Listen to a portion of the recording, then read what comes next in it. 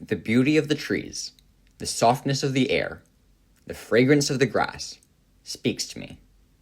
The summit of the mountain, the thunder of the sky, the rhythm of the sea speaks to me.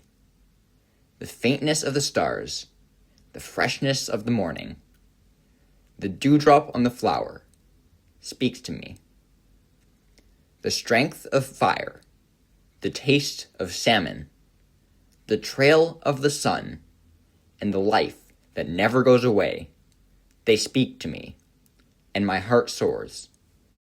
That was My Heart Soars, a poem by Chief Dan George, the chief of the Tsleil-Waututh Nation from 1951 to 1963. This poem is engraved on a sign at the Maplewood Flats Bird Sanctuary in North Vancouver, Canada.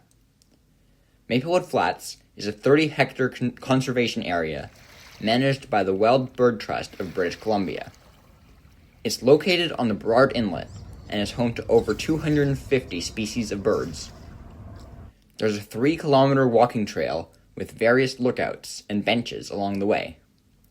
Most people, including myself, who walk these trails think it's just that, a bird sanctuary, or nature reserve.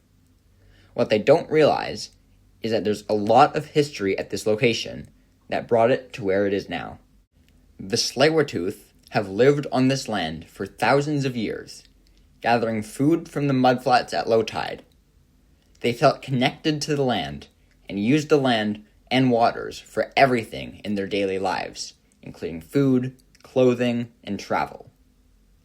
In the 1920s, a gravel quarry took over the site, causing significant damage to the natural environment.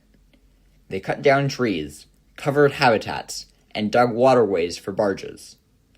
I often paddle through that waterway on a kayak, and until now, I thought it was just a natural estuary. In the 1940s, poor artists and environmentalists built shacks in the intertidal zone using debris that washed up on the shore.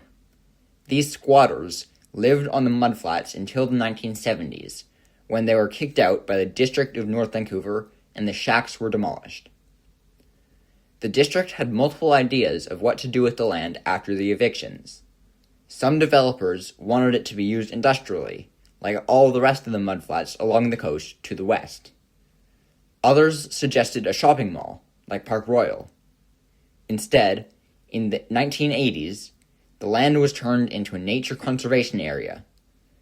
The Wild Bird Trust of British Columbia gained responsibility of the land in 1993. While reviving the natural biodiversity in the area, they initially neglected to work with the First Nations people to integrate their knowledge of the land. Recently, the Wild Bird Trust has been collaborating with the Tsleil-Waututh Nation to work towards reconciliation and to recognize the Indigenous connection to the land.